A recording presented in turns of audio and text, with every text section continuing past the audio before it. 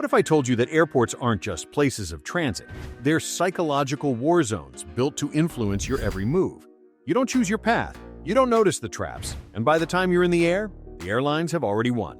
From terminals secretly designed to make you spend more, to free perks you've unknowingly paid for. This isn't travel, it's strategy. But here's the thing, once you understand how the game works, you can flip it in your favor. You'll fly smarter, cheaper, and sometimes more luxuriously without spending a cent more. So if you're the kind of traveler who'd rather outsmart the system than fund it, hit that subscribe button now. Because we're about to uncover 12 airport secrets you were never supposed to know. And secret 6? Let's just say, it could save you from a major airport scam you didn't even know existed. Ever feel like airline ticket prices change randomly, like the system is rigged against you? Well, that's because it kind of is. Behind the scenes, airlines use dynamic pricing algorithms that adjust fares based on demand, location, time of search, and even how many times you've visited their site. But here's what they don't want you to know. There are very specific windows and patterns where the algorithm works in your favor. The sweet spot? Usually 3 weeks to 4 months before your departure. That's when seats haven't sold out yet, but pressure is mounting to fill them. Want to get even more precise? Studies show the best time to book is Tuesday around 1 p.m., right after airlines drop new fare deals on Monday nights, and competitors rush to match. And don't sleep on early morning searches when fewer people are active and price adjustments haven't kicked in yet. Even better? Use fare comparison tools with flexible dates. Often flying on a Wednesday or even on a holiday day, can save you up to 40%. The algorithm rewards flexibility, not convenience. Think frequent flyer programs are only worth it if you fly constantly? Think again. These programs are quietly loaded with perks most people never use because they never read the fine print. Beyond just free flights, many airlines offer lounge access, early boarding, extra baggage, and even first-class upgrades to travelers who maintain elite status, regardless of the seat they book. Here's the part they don't broadcast. You can often qualify for elite perks through partner credit cards, hotel memberships, or promotional fast-track programs. You could be sitting in economy, but still get to board early, use the lounge, and earn double points just by flashing the right card. And don't forget, many frequent flyer programs are part of larger travel networks like Star Alliance or Oneworld, meaning your benefits transfer across dozens of airlines worldwide. This means you can book with Airline A, get upgraded by Airline B, and check in with priority access through Airline C, all on one trip. Most travelers dread airport security lines. Bare feet on cold tiles, laptops out, toiletries everywhere. But there's a back door that lets you skip the chaos entirely. It's called TSA PreCheck, and once you have it, you breeze through a dedicated line. Shoes on, belt buckled, laptop in bag. It's not just faster, it's stress-free. And if you fly even twice a year, the $78 fee for 5 years breaks down to less than the cost of a sandwich per trip. Even better? Certain credit cards or frequent flyer programs reimburse the fee completely. You could be walking past hundreds of frustrated passengers, and most won't even know it's an option. You find an empty charging station, plug in your phone, and unknowingly open a digital back door. Public USB ports at airports can be loaded with malware, a tactic known as juice jacking. It can silently steal data or infect your device in seconds. Even major airports have been compromised in the past. So unless you're using a USB data blocker, aka a USB condom, plugging in could cost you more than just battery life. The safer move? Always bring your own charging brick and plug into a wall outlet, not a USB port. And when using airport Wi-Fi, encrypt your connection with a VPN or risk handing over your personal data to hackers sipping lattes nearby. Think you know your way around the airport? Think again. Beneath the terminals, hidden from maps and announcements, some airports have secret tunnels and staff-only walkways that connect entire terminals faster than the public routes. For example, at Frankfurt Airport, there's a low-traffic walking tunnel between Terminals 1 and 2 that most passengers never even learn about. It's legal to use, if you can find it.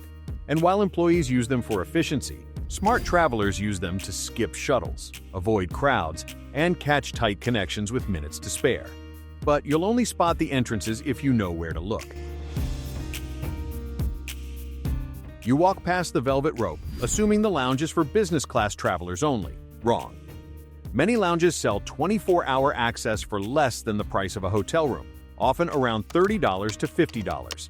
And that buys you unlimited food, drinks, showers, Wi-Fi, and most importantly, peace. Still flying economy? Doesn't matter. Some credit cards and travel memberships give lounge access automatically, regardless of your seat class. The result? While others fight for charging ports and overpriced sandwiches, you're sipping espresso in a recliner chair by the runway, and paying less than most did for an airport burger combo. We've all heard it like gospel: no liquids over 100 milliliters. But buried in the fine print is a loophole that even frequent flyers overlook. Frozen liquids? Allowed. That's right. If your drink, soup, or bottle of water is completely frozen solid at the time of screening, it doesn't count as a liquid. As long as there's no sloshing, TSA lets it pass. And this rule doesn't stop at frozen drinks. Certain items are automatically exempt from the 100 milliliters limit, including breast milk, baby formula, prescription medications, and special dietary liquids. But here's the twist: you must declare them or risk having them tossed. Most TSA agents won't volunteer this info. It's a silent rule buried in official documentation that they'll honor if you bring it up. Knowing this means you can travel with critical items that others mistakenly throw away, simply because they didn't know they could ask. You know that moment when TSA asks you to rub your hands with a cloth? Most people assume it's about germs or surface cleanliness. It's not. That cloth test is a high-tech explosive trace detection (ETD) check. It scans your skin, clothing, or bags for microscopic particles of explosive chemicals, comparing them against known threat signatures. It takes just seconds, and it's incredibly precise. But what makes this even more chilling is what's happening in parallel. In some international airports and growing numbers of U.S. hubs, AI-powered facial recognition systems are actively scanning passengers in real time. These systems don't just confirm identity, they analyze emotions, facial tension, and behavior anomalies to flag potential threats. You're being scanned long before you even step near security, based on expressions you didn't know you were making.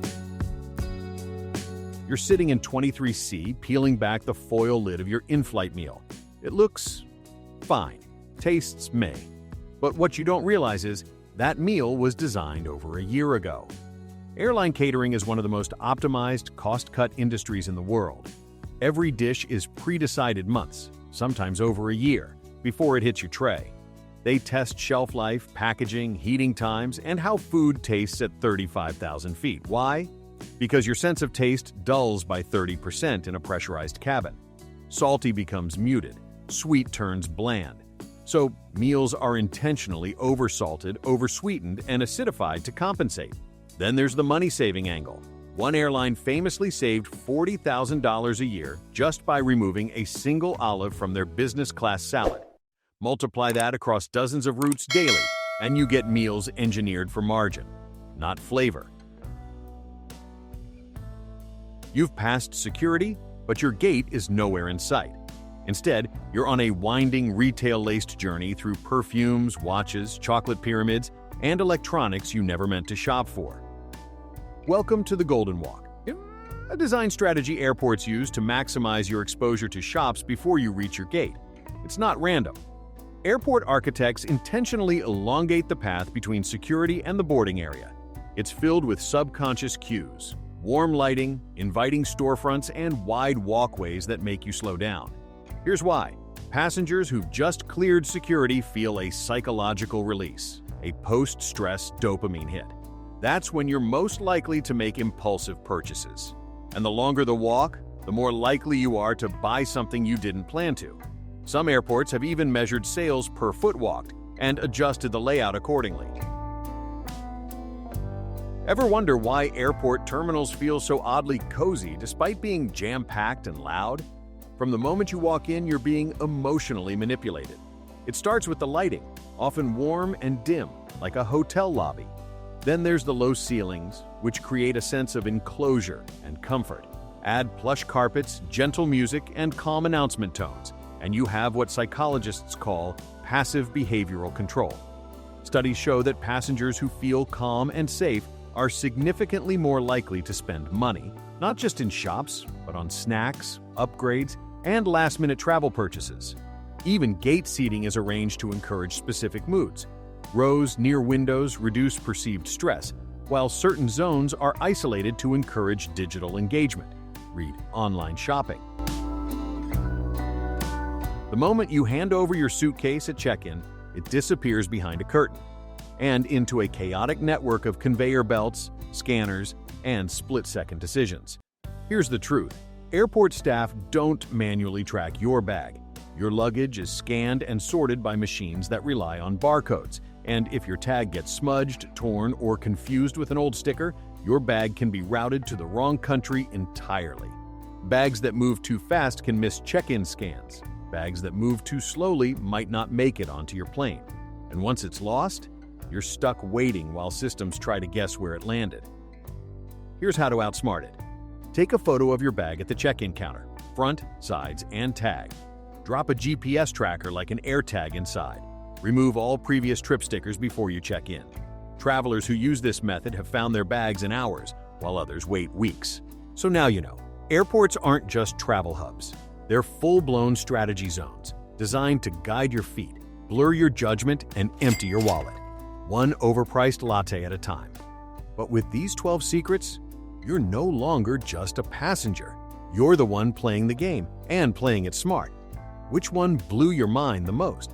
Was it the frozen liquid loophole, the emotional design hacks, or the invisible tunnels hiding in plain sight?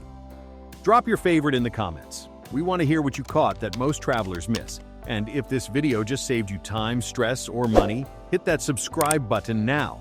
Because next time, we're diving even deeper into the secrets of airplane seat maps, boarding group hierarchies, and how some people fly first class on a budget ticket. Trust us, air travel is never what it seems.